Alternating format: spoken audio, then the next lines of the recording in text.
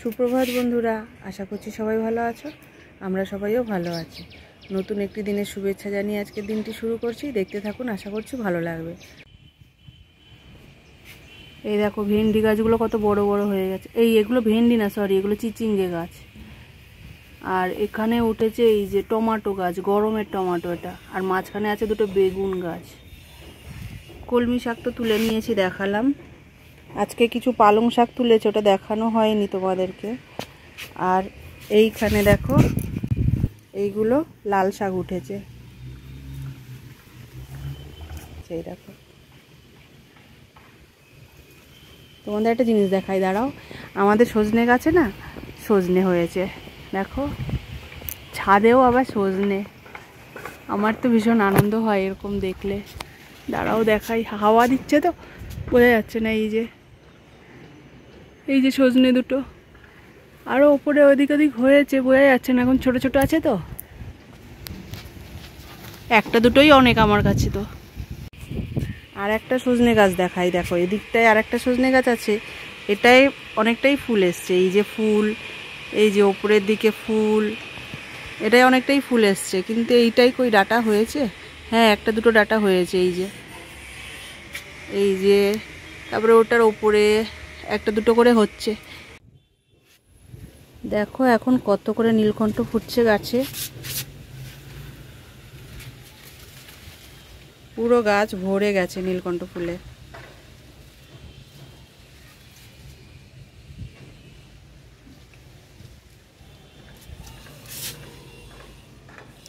পুজো দেব, ঠাকুরের জন্য কিছু তুলে নি ফুল।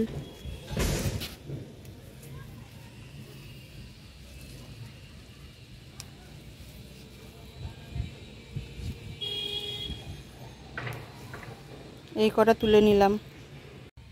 আর দেখো রিপোর্টিং করার পরের থেকে না কত করে জবা ফুটছে। প্রতিদিন এত এত জবা ফুটে।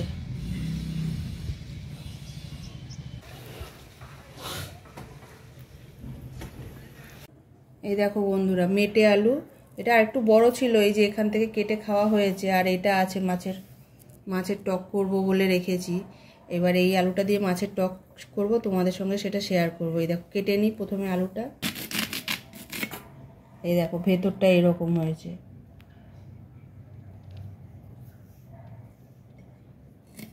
এই আলুটা না একটু লালা লালা টাইপের, মানে একটু আঠালো ভাবে আছে। যেরকম ছোট কচু, ওই গুড়ি কচু বা কচুর গাঠি যেটাকে বলি, সেটা কাটলে যেরকম একটু লালা লালা হয়, এটা কাটলেও সেই রকম একটু লালা লালা ভাব হয়।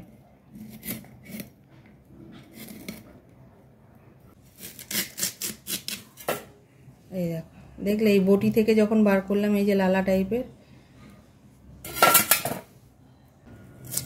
এটা ঠিক আছে। এই যে আমি এই সাইজ করে কেটে নিলাম। এভাবে সবগুলো কেটে নেই।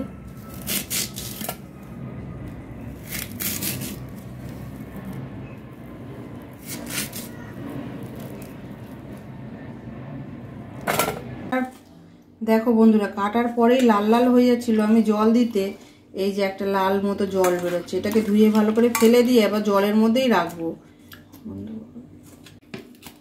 এই দেখো আমি দুবার ভালো করে ধুয়ে নিয়েছি। ধুয়ে নিয়ে ওই লালাগুলো ফেলে দিয়েছি, দিয়ে এবার একটু পরিষ্কার জল দিয়ে এইভাবে রেখে দিলাম। কালোটা টেপো। এখানে আমি মেটে আলুটা একটু নুন আর হলুদ দিয়ে সিদ্ধ করে নিয়েছি। আর এরই ফাঁকে আমি সামান্য সর্ষে নিয়ে ওটাকে পেস্ট করে নিয়েছিলাম। পেস্ট করে নিয়ে তার ছেঁকে নিয়েছি, মানে সর্ষের খোলাটা আলাদা করে নিয়েছি আর জলটাকে আলাদা করে নিয়েছি। এইটাই দেবো এই তরকারিটা। এই তরকারিতে কিন্তু আর অন্য কোনো মশলা পড়বে না। এই যে এখানে দেখো কেমন আমি সর্ষের খোলা থেকে সর্ষেটাকে আলাদা করে নিয়েছি। এটা হচ্ছে সেই সর্ষে পেস্টটা। আর আমি করেছি একটা কচি আম। এই আমটা একদমই কচি ছিল। এই আমটার আঁটি ও খোসা পেলে এইভাবে পাতলা পাতলা করে কেটে নিয়েছি। আর এদিকে আমি গ্যাসের মধ্যে সামান্য তেল দিয়ে 5 ফোড়ন আর শুকনো লঙ্কা ফোড়ন দিয়ে দিয়েছি।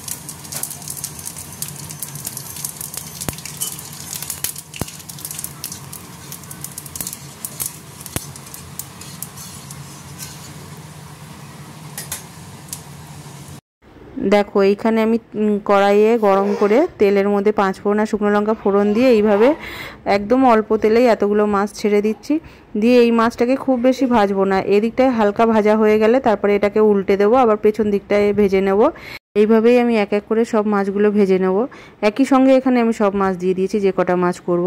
আর তোমরা দেখতেই পেলে যে আমি কত কম তেলে এতগুলো মাছ ভাজছি। এই মাছগুলোকে যদি ছাকা তেলে ভাজতে হতো তাহলে কতটা তেল লাগতো, আর সেই তেলটা আমাদেরই শরীরে যেত। তো এই তরকারিটা করতে গেলে এতটাই কম তেল আর কম মশলায় করা হয়ে যায়। এরপরে দেখো আমি এখানে দিয়ে দিলাম টমেটো, আর এরপরে দিয়ে দেবো এর মধ্যেই কাঁচা আম। টমেটো আর কাঁচা আম দিয়ে এর মধ্যে আমি দিয়ে দেবো নুন আর হলুদ। নুন আর হলুদ দেওয়ার পরে এই মাছগুলো যাতে না ভাঙে সেইভাবে আস্তে আস্তে করে আমি আরেকবার উল্টে নেওয়ার চেষ্টা করছি এখানে। এইভাবে করেই একটু আম আর টমেটোটা যাতে তেলের মধ্যে যায়, একটু হালকা ভাজার টাইপের হয়, এইভাবে করে নেওয়ার চেষ্টা করছিলাম। যদি কখনো মনে হয় যে মাছটা ভেঙে যেতে পারে সেক্ষেত্রে আম আর টমেটোটা না নাড়া দিলেও হবে, তাতেও কোনো অসুবিধা নেই। আমি একটু এমনি নেড়ে নিয়েছি। আর এরপরে আমি দিয়ে দেবো যে সর্ষেটা পেস্ট করে রেখেছিলাম, সেই সর্ষে ছেঁকে রেখেছিলাম সেটাই আমি এর মধ্যে দিয়ে দিলাম। এখানে প্রথমে সর্ষেটা ভালো করে একটু ফুটে গেলে তারপরে আমি যে মেটে আলুটা সিদ্ধ করে রেখেছিলাম নুন আর হলুদ দিয়ে, সেখান থেকে সেটাকে তুলে নিয়ে, সেই জলটা দেবো না, সেই জলটা ফেলে দিয়ে শুধু সেখান থেকে মেটে আলুটা নিয়ে এর মধ্যে দিয়ে দেবো।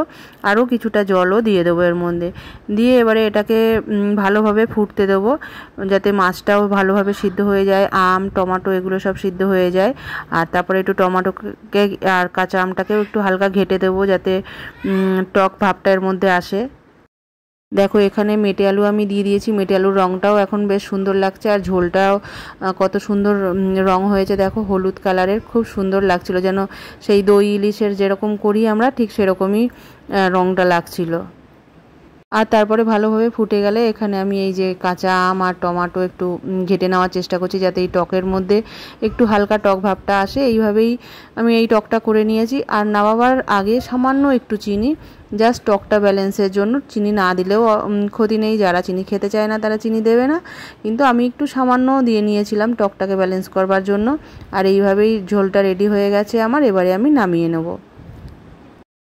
আর দেখো এখানে আমার টকটা রেডি হয়ে গেছে, আমি এখানে বাটিতেও নামিয়ে নিয়েছি। হালকা পাতলা ঝোল, গরমের দিনে পেটও ঠান্ডা রাখবে, আর দেখো দেখতেও কত সুন্দর হয়েছে। তো বন্ধুরা, আমার মাছের টক কেমন লাগলো জানাবেন অবশ্যই কমেন্ট করে। আর এইভাবে মাছের টক আমি আগে খেতাম না, পরে খেতে শিখেছি, মানে ইদানিং কিছুদিন হলো খেতে শিখেছি।